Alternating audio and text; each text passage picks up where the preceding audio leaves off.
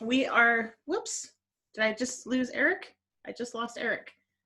Crap. Oh, nope, there's back. Yay. Hello? All right. I don't know what happened there, but okay. Can you still hear me?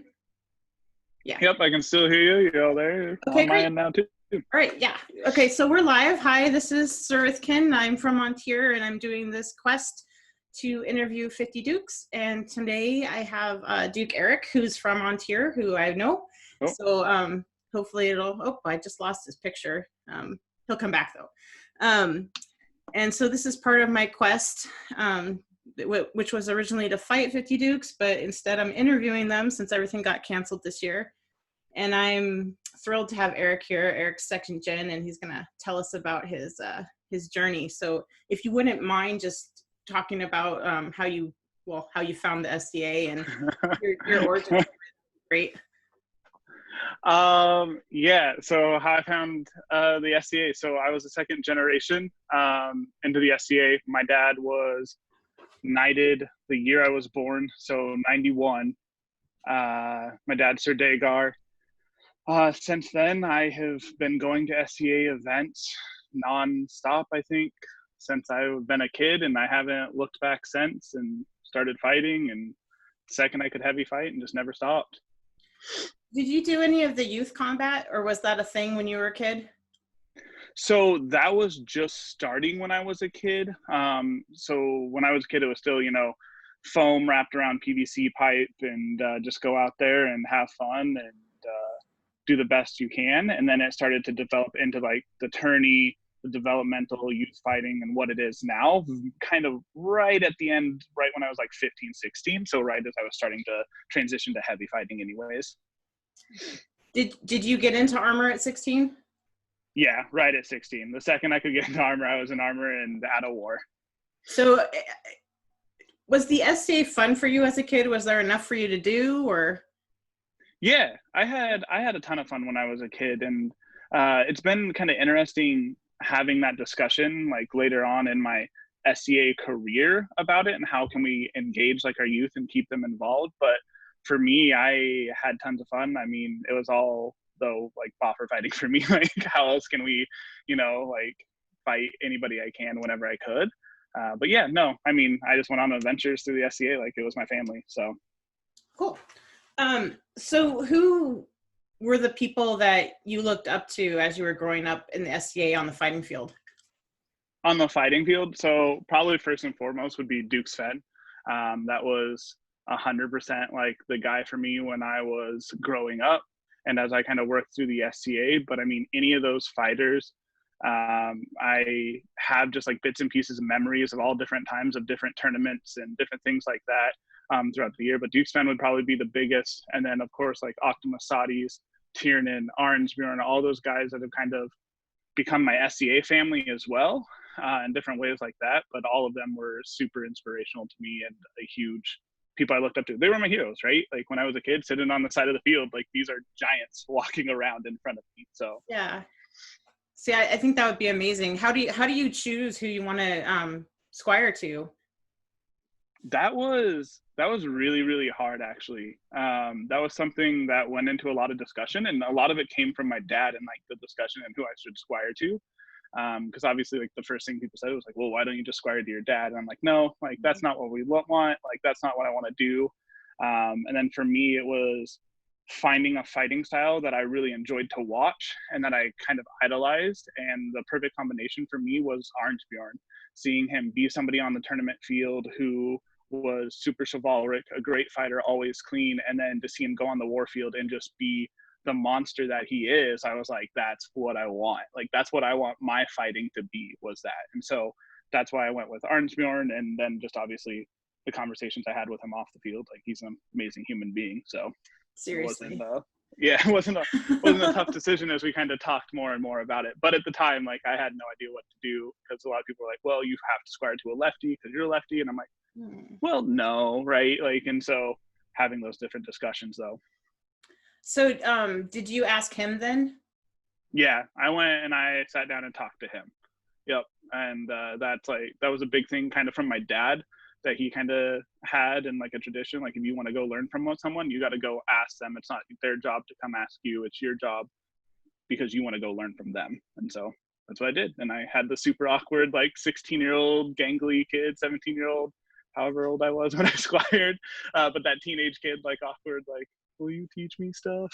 Like, So you asked him right away. yeah, like I think I was 17 when I squired to him. So it was like a year probably into my fighting. Okay. Before you were old enough to fight on the field, were you doing pell work? No, I hate pell work. I suck at it. I hate it. It's just wasn't a thing for me. I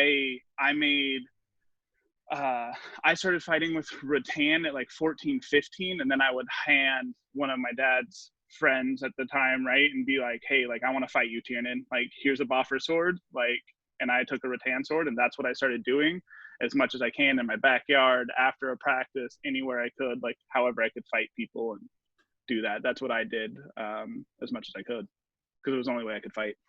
And did you get hand-me-down armor from your dad, or?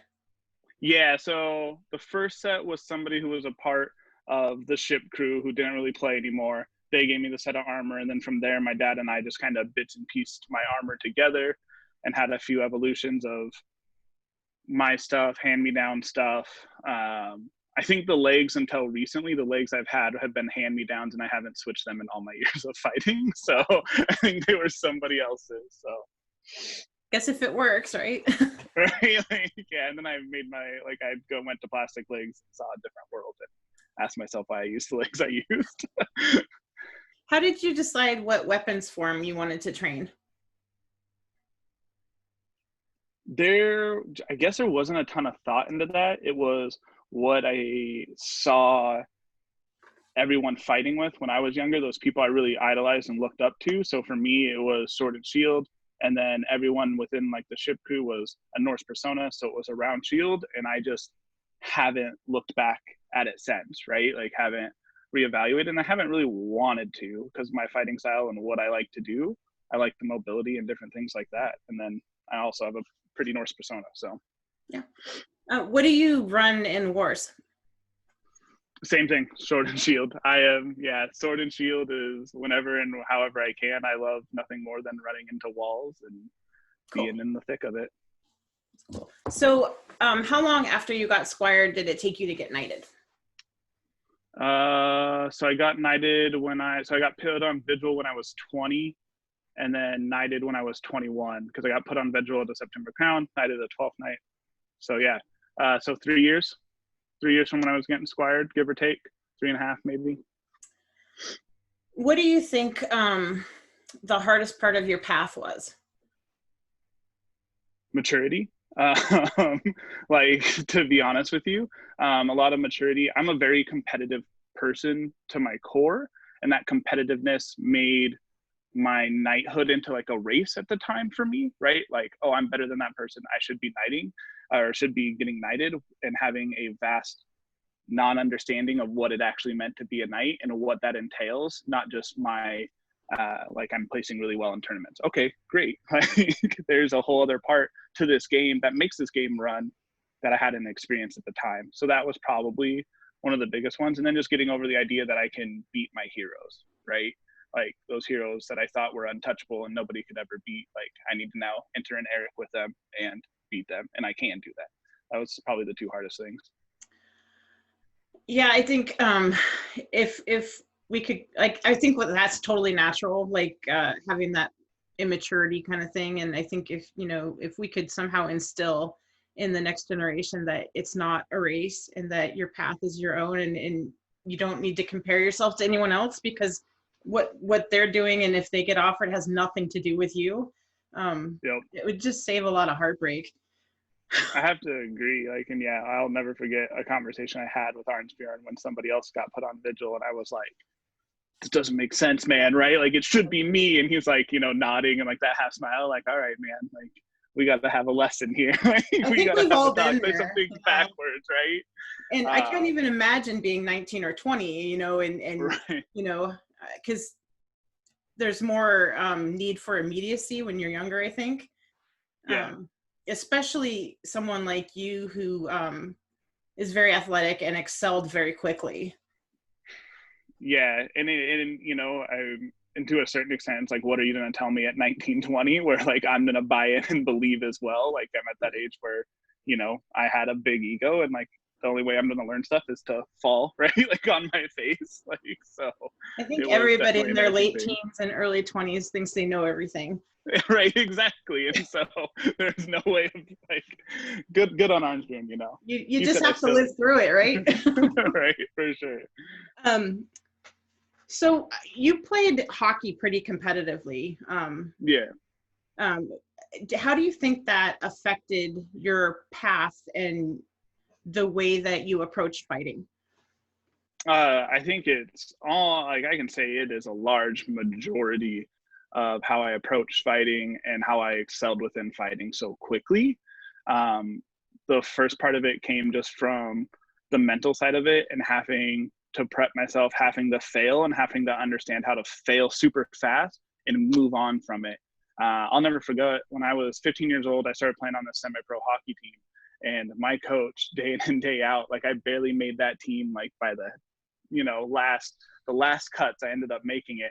And that coach every day would just ask me, like, is this the day he's gonna cut me? And like I'd have to work through it and have that work ethic every day, and that mental toughness to understand that when I get put in the game, I have to make the best of my moment.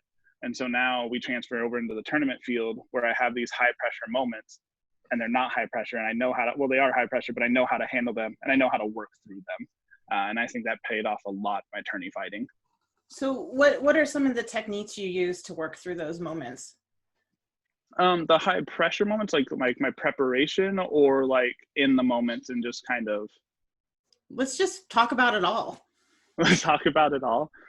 So for me, like I am a fairly routine-based person to prepare. It kind of started with like superstition within hockey, and then realizing that superstition is just another way of like preparation in a lot of ways. Like, don't get me wrong, I still have my superstitions when I fight, but I know they're also kind of a meh joke about it. But just the way I prepare. So I always prepare the same way for my fights. I always prepare the months leading up into like the crown tournament or any major tournament that I want to win. From how I am, how my armor is, everything like that is all prepared in advance. And then I have the same routine when I'm getting on the field. And that just helps me feel that comfort zone, because it's the same thing I've done through hockey, fighting, everything like that. So do you have a tourney day ritual besides just like preparing your armor and that kind of thing? Yeah. Like I have to warm up to failure. I can't, anybody who fights me regularly always knows, like, you fight me earlier in the day, it's a lot different of a fight than when I'm warmed up deep in the day. So for me, like, it's all about warm-ups. When I'm getting my armor on, just making sure I'm prepared way in advance and eliminating stressors on the day. So making sure I'm like pre-regged and the simple stuff like that, so I don't have anything to put me off the track outside of just keeping my body loose, keeping my head where it needs to be going into my fights. And then after I get done in the field and how I prepare for each fight, like take the 5 minutes, think about my fight, and then just move on. Like I'm on to the next. I'm out there laughing. I'm letting my muscles relax and going on from there, because we all know the grind that is 10 rounds of a tournament. Do you fight between fights to keep loose, or does the warm up at the beginning sort of do that for you? Yeah, so like with our crowns and how big those gaps are in the first 2 or 3 rounds, I'm always fighting in between those. And then as the gaps close and my day goes on, I stop fighting because my body can stay warm, and more than anything else, my mindset can stay engaged. Because that's what I notice. If I sit around and just kind of joking and BS, and all of a sudden my mind's not, I can't bring it back into focus on whoever's in front of me before they hit me with a stick. So as an aside, there are quite a few comments about how epic your beard is. So congrats, I guess. Thanks. Yeah, I appreciate it. Good. That's good to hear.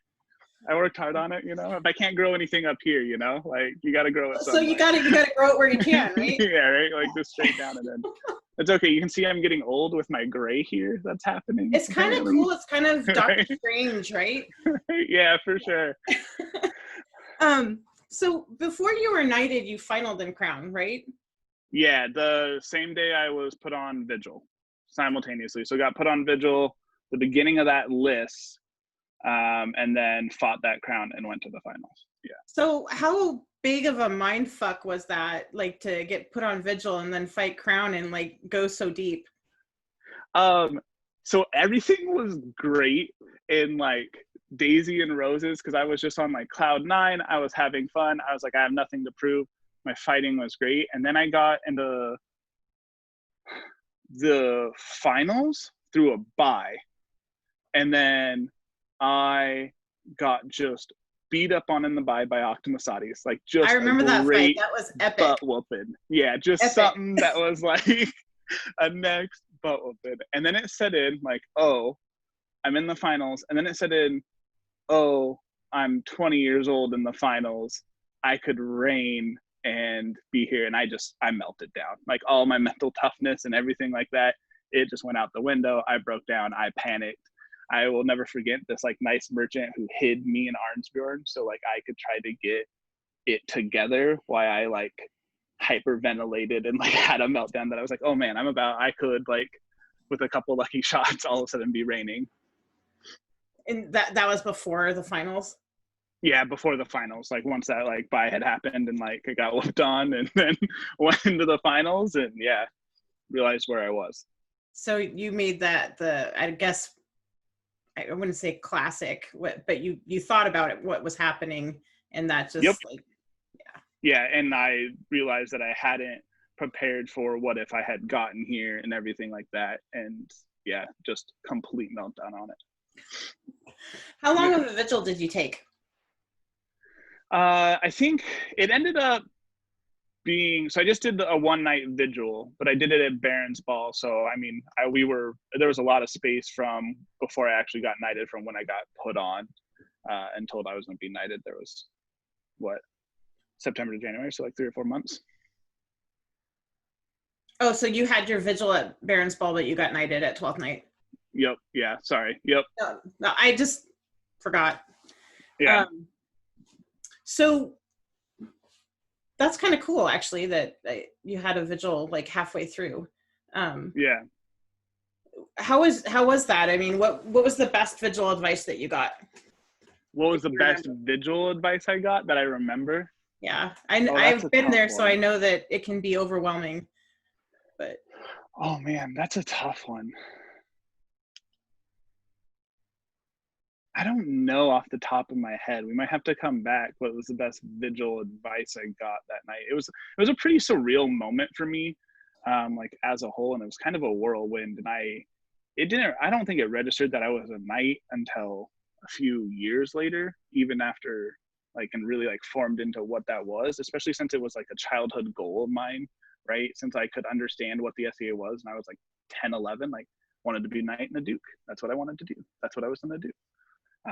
So it was a pretty surreal moment for me. Yeah, right? Like, and I did it, and now I'm here, and it's like, oh, like, here I am. Now I got to be this person that I need to be. Like, right. Got it. Right. Do you remember, like, any kind of, like, weird question? Like, did anybody ask you something super weird? Man, I am just dying here that I cannot pull anything from it. Yeah, no, nothing too weird and outside the army. I mean, just normal stuff like Torfin drawing in my knighting book and great pieces of advice left like that by guys like him, which we got all just leave up to our imaginations. That was nothing but wisdom.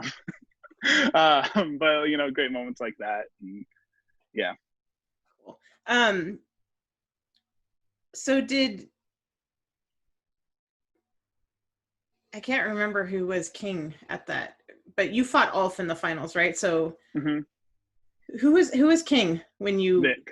Who? Vic was king. Okay. Yeah. Okay. And that's who knighted you? Yep. Vic's who knighted me. Nice. All right. So since you had grown up in the SCA, what did you think like being a knight would be, and how is it different than it actually is? If it is. Ooh, that's interesting. I mean, to a certain extent, and it sounds kind of bad, I guess some of the sparkliness comes off, you know what I mean? So when I was a kid, everyone was, you know, nothing but their best and the perfect. And then obviously as we grow up, we all realize we're all human beings and have mistakes and fault. So I think that was kind of something that was interesting for me to go through once I became a knight. But for me, the biggest thing that I thought a knight should be was just somebody on the field that was nothing but, you know, a hero all the time on the field, and then realizing everything that else that goes on and the impact you can have in like people's SCA careers and their lives, and whether or not they even stay in our game and be in our game. I just had not a clue about that, right? Like not a single idea, didn't think about it. It was all about being a stick jock and a fighter and being the best I could be at that. And so for me, it was seeing the other side of that and realizing like and becoming a leader essentially. And did reigning sort of open you up to that, or? Yeah, probably more than anything. Yeah, for sure. After you got knighted, did you have any mentors that sort of helped you grow into being a knight? Yes, and I think a lot of those came from reigning as well, because I got knighted and then I reigned pretty quickly after. So it was just another like, okay, I'm here, growing into it and kind of like seeing what it's like to be a knight and having those surreal moments, like having your name called Sir the first time in a tournament, you know, and you're like, oh, that's me, right? And then going into reigning. So for me, it was like the combo, and I think probably the number one person would be like Sir Justin. He was my head of retinue through my first reign, and that man was a huge sounding board on how I made decisions and like the decisions I made and like the values I held and why, and the discussions on what those values should be. So that was probably the biggest like mentor I had afterwards, outside of just my normal Knight Squire relationship with Arnsburn, which hasn't ever died, I think, up until now. Like it's still the same thing where I'm just messaging them like, how should I do this? How should I handle this? Am I being dumb? Like, am I making bad decisions? I need you to put me in check. Like, what's going on? But those two people definitely really helped on those first few years. Justin is such a thoughtful and considerate person. For sure. Yeah. Really good mentor. So let's talk about reigning. After you got knighted, was that the goal? Was it to win crown? And if so, how did your training change, if at all?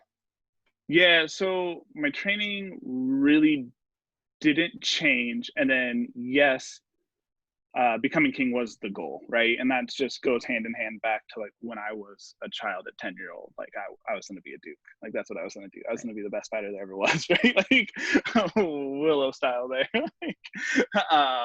But my training didn't really change. Yes, it did. I started studying. I started studying people and figuring out what they were, so I could add in more tools to my kit and what that would be. And then going like, I don't think you have any idea how much you probably helped improve my fighting through just posting the videos you posted. Because I would just sit there, right? Like, oh, next set of videos, got to watch all of them. Like 5 times, got to watch all of them. And I just go through and start dissecting what people were doing, why they were doing it, and start going from there. So the mental side of the game and the just running those images through my head of what I was going to do and playing those fights out and everything like that, the vision side of it really came into play. So in addition to that, what other kind of training did you do, like weekly? Yeah, so weekly at that time, I was going to 2 practices and then an event on the weekend. So I was going to the Stromgard practice, going to the Portland practice, and then whatever tournament, war, whatever that was, I was going there and I was fighting anybody and everybody that I could. If you were somebody that I wanted to fight, I was going to find you no matter where I needed to drive, and we were going to fight as many sets as we can. And then after that, I just went back to watching video. But what was nice is when I was 21 years old, when I was 20 to 21 was my last year of hockey. So at that time, my off-ice training, I mean, I was doing practices twice a day, doing an off-ice workout, and then almost always doing a solo workout as well. So I was working out just about 4 times a day. So I knew going in that I was going to outwork and outcondition whoever I was fighting. And I think that played a huge part in my confidence and the mental side of going into those fights. I knew that this fight could be best of 9 and I'm going to outwork you. The next one is best of 9. So. Right, exactly. But yeah, but at that time I was doing a lot off ice and then practicing as much as we could. If I could get my helmet on and practice, I would. What was the first crown that you won? Was that the one against Tim? Yep. Yeah. The first one was against Tim. And that definitely cardio and endurance totally played a role in that final. Huge. 110%. Yeah, that's what I think attributed that win to me, to be honest with you. So yeah. How did it feel to win crown? I don't know how to explain it. It was just an accumulation of a goal that I had since I was a kid. It was the surreal experience until I really stepped up, like maybe until after I was like done reining it, before it really set in, like what had just happened and what I had done. It was really surreal. I don't have words to explain it. Really? It took until after the reign was over? Yeah, probably for me. Like it just became a whirlwind at that point, right? Because everything that just kind of goes on and the backside of the reign, and for me to keep up, like I was 21 years old and went into a real deep end of the pool, and so I had to invest in it like a job and just really set in, because I didn't want to get there and just be like, oh well, that's just the kid knight or the kid king, like he's really good. So interesting. What were you most surprised about from reigning? What was I most surprised about? What was something unexpected that you just didn't contemplate, if anything? I think, there was a lot for me, right? Because it was like the step from just being a stick jock to understanding the other side of how the SCA is ran, and then just how great our volunteer system really is, for better or worse. Obviously, we all have like complaints on how this or that could be better, but what we have to do to run these events for us and like what goes into the backside of it, I think was the biggest thing for me. Like, oh, hey, like this isn't just, where I got to play in my playground, but these people work really hard to provide it, and just understanding what that went in, like what goes into that side of it for me. It's such an enormity of service people do to make you look good too in your reign. And I think Vic always said, like, there's just, you could never repay it. That speech of his rang so true with me through like my reigns. Like there's just, I think that kind of, you hit the nail on the head right there. Like you don't understand like what people do for you, and you're like, I don't deserve that. Like, thank you so much. Like I can't repay you. Like, thank you. So what was the best part of reigning?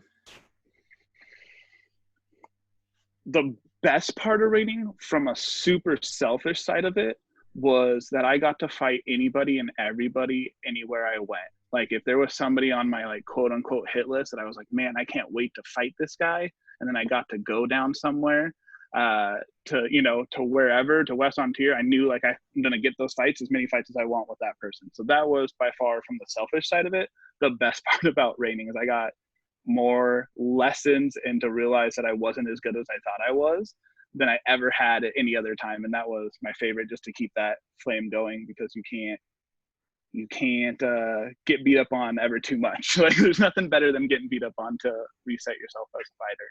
Yeah. But outside of that, for me, was just what the impact I realized that I could make on people's days, and what a big deal it was just to take a little bit of time out and spend with people and change their whole entire event, and possibly like how they feel about the SCA from just getting to be there. So I really took that seriously, especially from like reign 1 into reign 2, was just like, okay, how can I make the SCA better for people like who want to be here, and the volunteers? How can we make this easier? How can we make this less stressful, so like this can continue to be a great game? Because I feel like sometimes that's hard to do, especially when we got a lot of controversy and like what we have going on with like COVID and the pandemic. Like we got to figure out and like try to have some way to keep it going. Yeah. So you sort of alluded to it, but between your first and second reign, did you have sort of a plan, like, you know, I didn't get to do this in my first reign, in my second reign I want to do XYZ? I think it was just realizing what a job it actually is and what it actually takes, and just trying to put in that effort to really achieve like what I said was my goal. But like, okay, like now how can I really like push that? How can I make this easier? How can I make this more fun? How can I, you know what I mean, improve? And I think I just realized like what a job it really is and has to be to do a good job at it. So something that really impressed me about you when you were reigning, and especially so young, is that you were always willing to admit if you had I'm not necessarily made a mistake, but if like, well, maybe like, or you hadn't done what you thought was the right thing. Like, you were always really good about making the extra effort to talk to someone or to touch base. And not everyone does that. And I just wondered, was that something that you got from being mentored, or like, where did that thoughtfulness and consideration come from? I don't know. I think it just kind of developed through time and like frustrations I saw with other people, and specifically within our game. And because it's a game, I feel like it's a lot easier for people to be like, well, like, I don't know, I don't accept responsibility. And for me, like, it always was like a big deal, like, and especially when you're in a leadership position. And for me being so young, I knew like I was going to go into conversations with people where they were vastly more intelligent, more mature, successful people. Like you and I had to have a conversation that was not like my favorite conversation by any means. And you were very obviously like a successful, intelligent person that I was gonna have to sit down. So I knew I was going to say things that were a mistake and be told and explained to that I was wrong. And like, that's okay. Like we have to just be okay with that. And I think that's a struggle. And so I really made it an effort to be like, hey, I'm wrong here. Like, I understand that I'm wrong. I'm going to learn from it, and let's move forward together and like come up with a solution together, because I think a lot of people miss that. Yeah, I honestly was super impressed that you even made the effort. Like, you know, because a lot of people just like, oh, it's done, we're done, we're moving on, we're going to pretend it never happened. And I just like, honestly, you impressed the hell out of me. I think that was your second reign. Maybe it was your first. I can't remember. I don't know either, but thank you so much. I really appreciate the compliment. You did. I mean, like, I know it. I know the exact moment. Like I know the Doom Fair, like the hay bale, but like I could not tell you if it was my first or second reign. Yeah, I can't either. I know that Arnsbjorn had just won crown, so whenever that right? Yep, exactly. I have to tell you that because it's a little thing, but it's a huge thing. And you did it really well. And not just with me, you made that effort with a lot of people. And even if it wasn't a mistake, just to like touch base and let the person have their little moment to be like, this irked me. It's just, it's a very mature way to go about massaging relationships. And I thought it was super awesome. So that's my little, I appreciate it. Eric, I think you're awesome. Rant. Thank you. I appreciate it. Thank you. It means a lot, because it was something obviously like that was a big deal to me when I was rating, because thank you. Yeah. Anyway, I'll stop stroking your beard or whatever. No. Do you think you would like to reign again? Yeah, I do.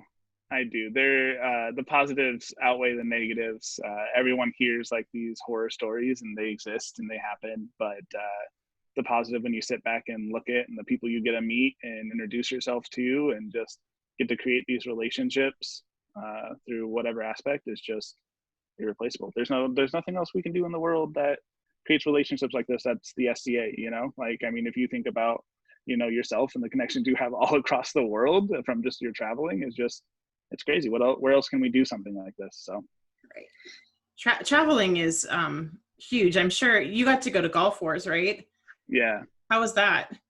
That was a lot of fun, and I had an amazing guide in Mary Grace that just drug me around and showed me everything. And yeah, it was a once in a lifetime experience. It was a lot of fun. That was a great time.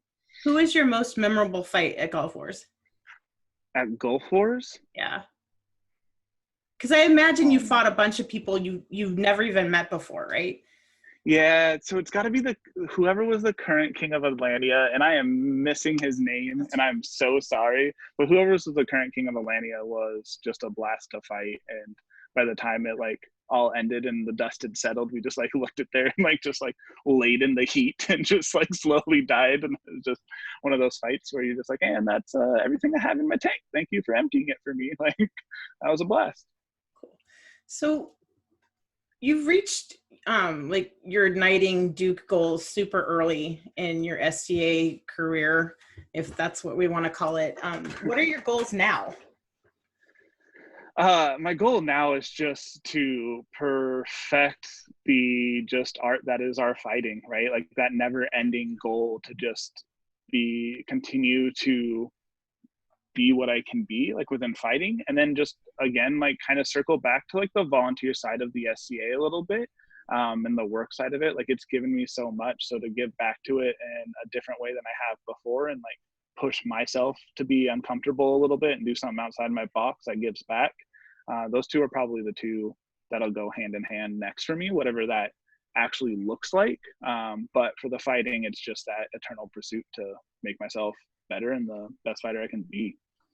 Do you have like art interests or like specific service interests?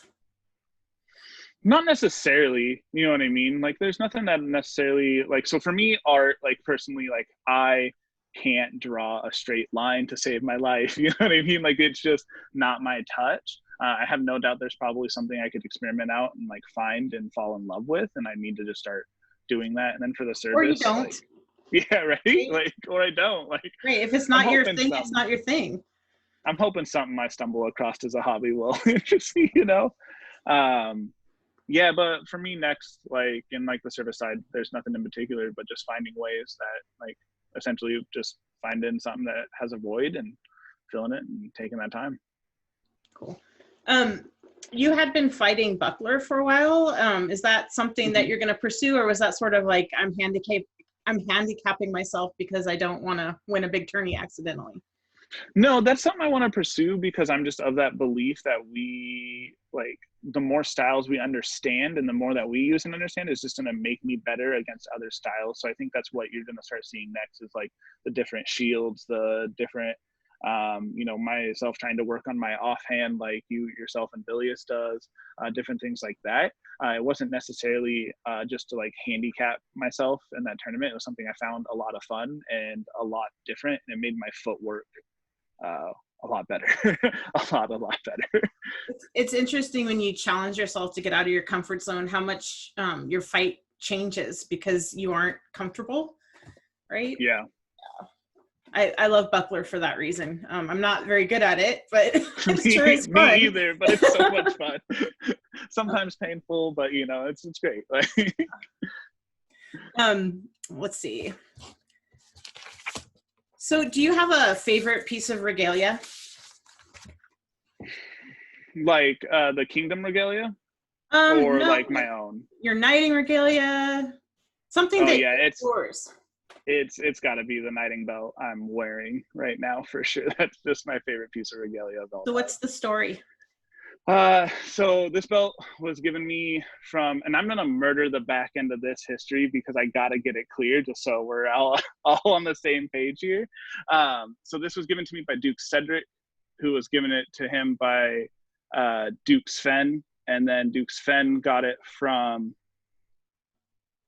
Dak, and then I don't know where Dak got it from, but just my ducal belt of power and like everything is just, and it's just to have all those people that were people I looked up to and were my heroes, and to get this belt just meant like the world to me. It'll be a tough thing for me when I get to give it up and give it to somebody to see it let go. I have a belt like that. I think Sven made it for Dak and Dak gave it to me. And yes. It's the one piece of my knighting regalia that I haven't given away yet, and I'm giving it away to Alexandros.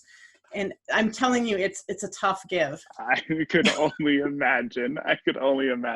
Tough one. Yeah, that's how I feel about the right this person. one. I'm like, yeah.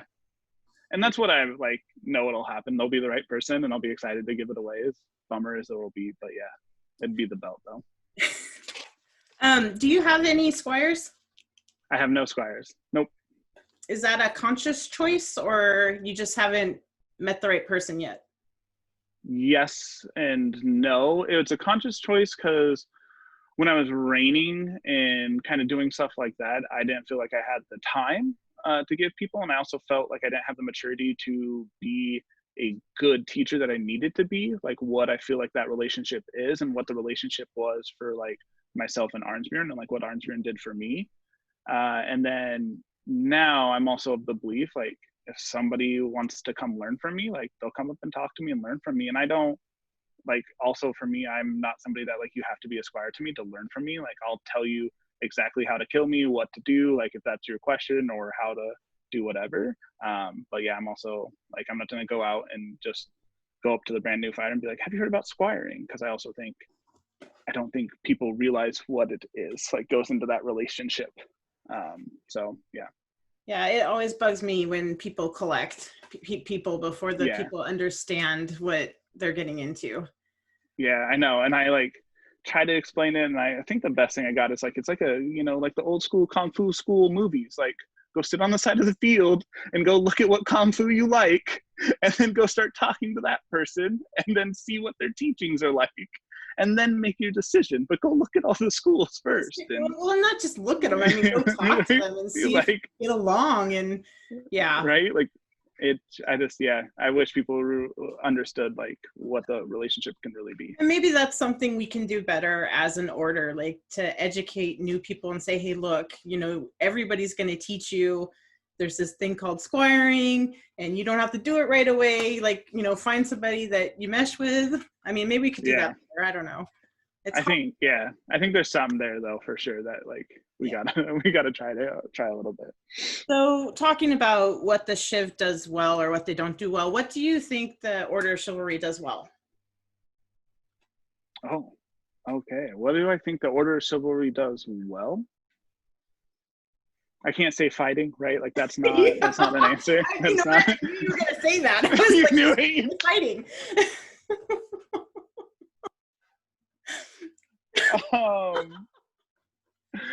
Oh no. That's fine. The fighting is fine. We're gonna stick with fighting, and I'm just gonna take a drink of my water. It'll be fine. That's hilarious because in my head I'm like, Eric's gonna say fighting. Anyway. Oh no. I just got put on blast. I'm just gonna turn off my phone after this. It'll be fine. So what's something you think we could do better? I think we just oh man, this is a tough question.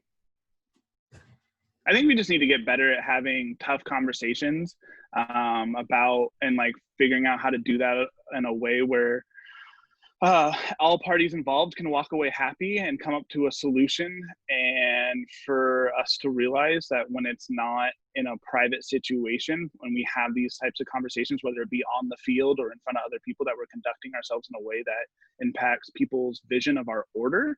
And so we need to handle that with the utmost of class, whether or not we want to or are happy with it. And I think we really struggle with that, especially when our egos get hurt.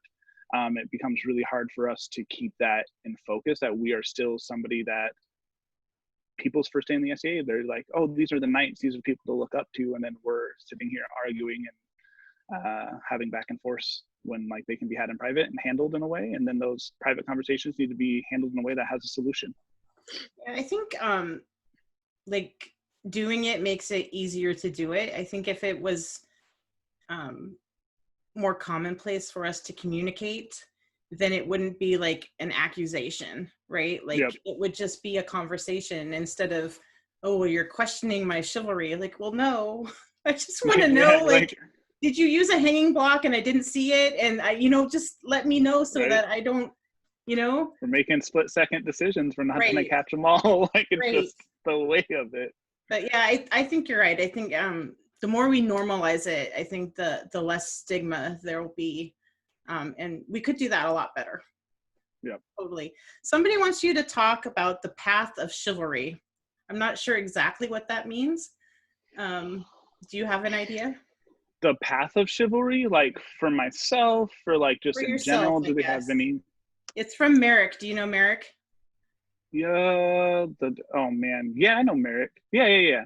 Okay. The Path of Chivalry, for me, I guess like, and he means from like when I'm a squire and not now, right? Just to clarification, or just he just said Path of Chivalry. He just says, do you have a moment to discuss the path of chivalry?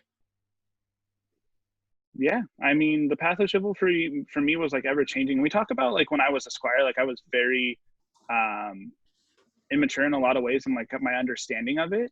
So for me, it was really just like starting to find a way to like instill values into like my action. Oh no. He says he was kidding. Oh no, you're the worst, Merrick. Thanks, You're Merrick. the worst. You're the worst. Oh, he's the worst. That's hilarious. Don't worry, people don't forget Merrick. People don't forget Merrick. Yeah. Okay, anyway. He's a troll. That's funny. That was mean. I'm gonna say it. That was mean. Anyway, Jesus. Let's see. What do you think the coolest tradition in the kingdom is? In the kingdom, is the two coolest traditions for me. I think, and like this isn't just like our kingdom, but one, I think vigils are a pretty cool experience to get to talk to people and have those interactions and just talk to people in a very different light. I know some people feel like they can be tiring and things like that, but you get a lot of cool interactions through those. And then for us, it's for us in Ontier, it's got to be the Collar of Steel as well. Were probably my two favorite traditions, both like SEA and then just Kingdom as well. So how did it feel to wear the Collar of Steel? Like, what's that moment like? For me, it was like the biggest check of accountability I've ever had in my life, of all of a sudden realizing that my decisions are a direct impact of our kingdom, and these people are here to hold me accountable to that. Yeah, that was a pretty intense, surreal moment. Corsac wants to know, have you ever gotten the Mucking Tall Mall? I have got the Mucking Tall Mall. I have. I got it in July coronation for a fight against my father. I got the Mucking Tall Mall. So can you explain what it is? Because we have a whole bunch of people watching from different kingdoms. Yeah, so the Mucking Tall Mall is an award for your ferociousness on the field, and it can be from anything from a great fight, for your overall being, or your overall like just how you were throughout the day, and it's at our king's discretion. And so I got it for epic fight that went, like 2.5 minutes with my father, that where we went back and forth and we're both dodging thrusting tips like we were part of the Matrix, and going back and having that whole combat. It was a pretty fun fight. That fight, I think I remember it. You guys were on your knees for a very long time. Yeah. Yes. Yep. That was the one. It was like a half rainy day. Like, yeah.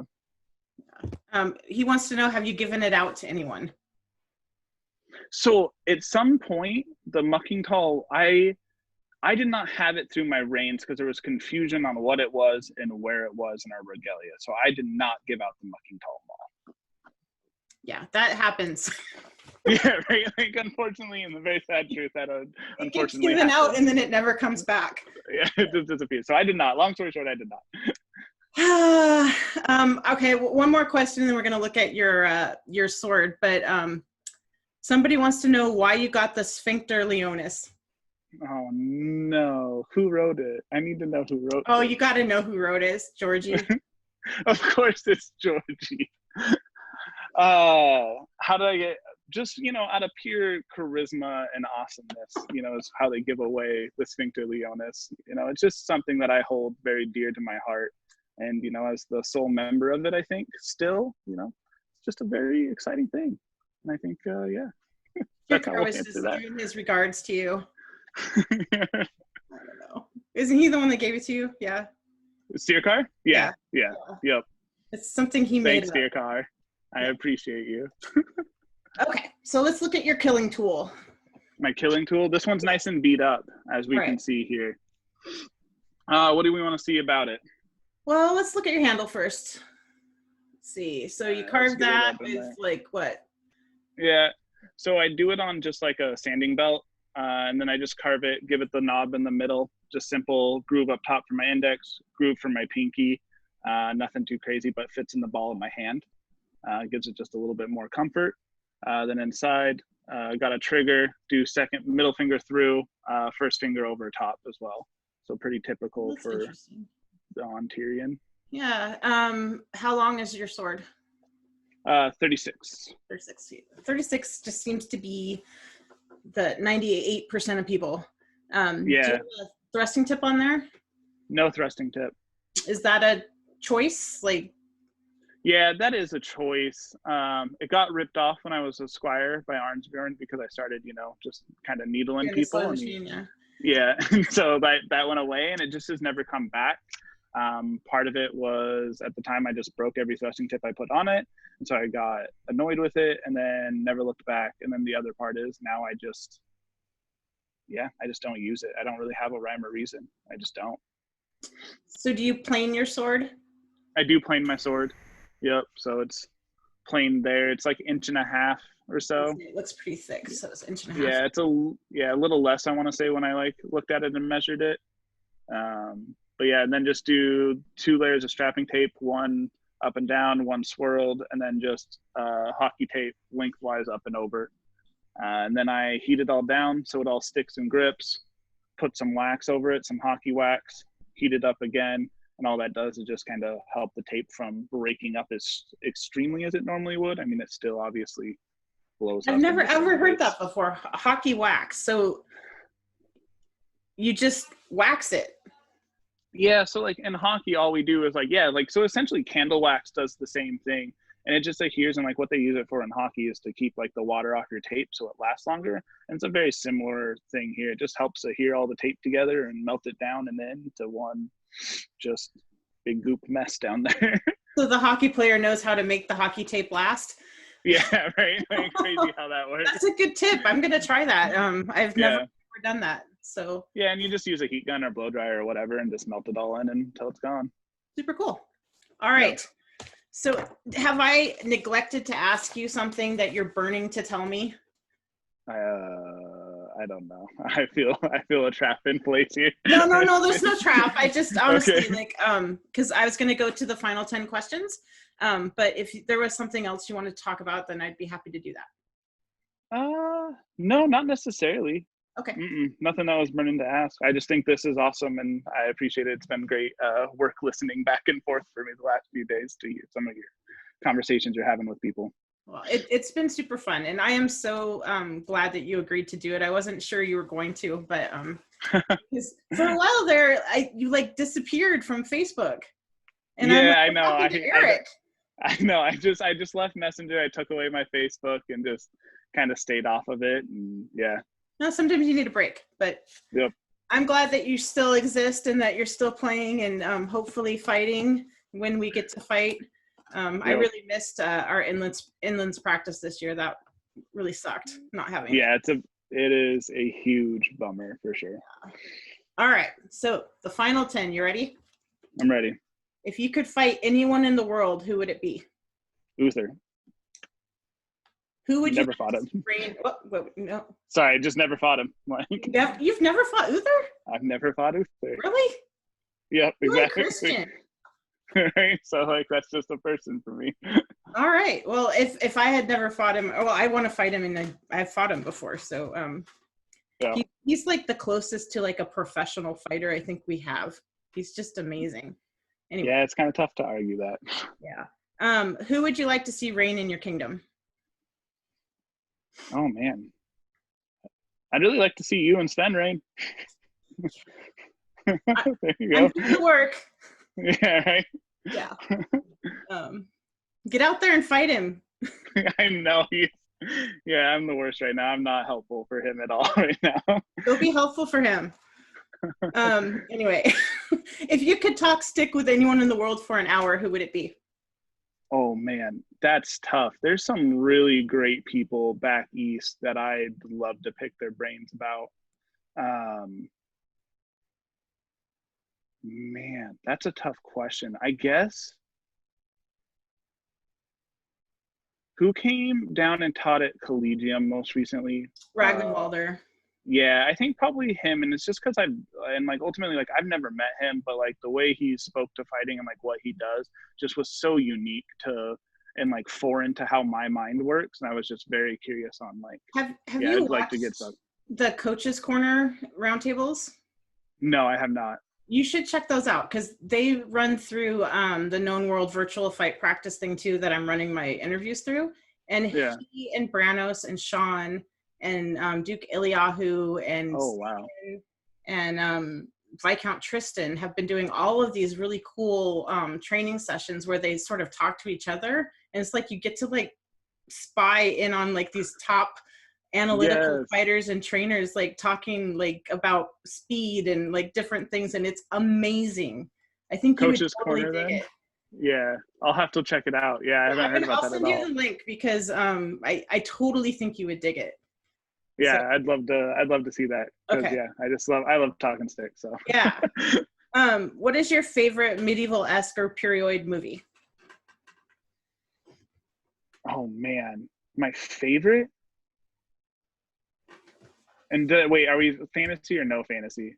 Oh, fantasy's in completely. Fantasy's in? It's in. I think I'd have to say Willow. God, I just love Willow so much. I love Willow too. So much fun. Anytime I'm like bored and I'm like, I don't know what I want to do, I put on Willow. Anyway. For sure. Willow's great. And I think it's just because it was like a childhood and my dad, right, like forced that right onto me. So like it's just been with me forever. And Val Kilmer is awesome in that movie. Right. For sure. If you could add a rule to the rules of the list, what would it be? Oh. A rule to the rules of the list. Like some people have said no knee fighting. Some people have said no Madus. Right. I don't know. I don't think I really have anything major for our fighting that I would want to change off the top of my head. Okay. Yeah. We can maybe circle back to it. But yeah, off the top of my head. You can pass if you're good. Yeah. What is your favorite tournament format? Double elimination. Yep. Double or single elimination. Like the other things, for me, it's just the competitiveness of just your 1-2 mistakes and your day's over. Yeah. What's your favorite event?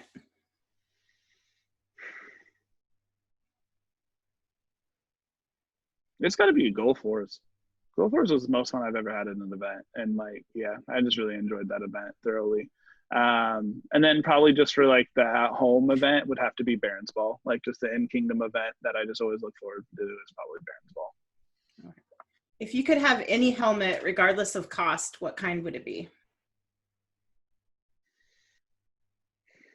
Yeah, I'd probably still go to Vren and Ugo. Like I feel like I'm super predictable, but those two are just master artsmen. Well, they are. I mean, and we're so lucky they live here, right? Like, yeah, they're true. Yeah, they're true masters of their craft. It's Saturday morning at Estrella, and several people want to talk to you about last night. What did you do? Oh, no. Just made not good choices. I feel like, just nothing positive. I just, put a positive political spin on it, not my best. What did I do? I don't know. Most likely when I get super intoxicated, I just giggle and get up to mischief and run into the night and come into an alternate persona named Dave, apparently. Really? Yeah, for sure. It's a real thing. Dave's a real guy. He came out of a few events and then I banished him forever and he never came back. I miss Dave. That sounds fun. Dave was a good guy, Okay. I have some solid stories. Ooh, we won't ask a Dave story on live camera, but yeah, let's not do that. Yeah. Who is your favorite fight ever? And it can be like a particular fight or a particular person.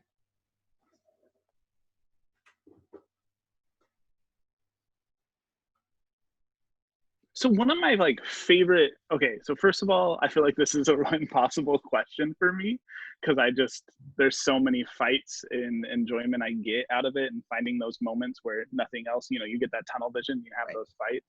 But I think one of my favorite like fights was I fought Hansa at one of Duke Sean's backyard practices, and I was fighting pretty well, like regularly, and that man dismantled me to a point where I had to like rethink and like reevaluate like my fighting life, for lack of a better words.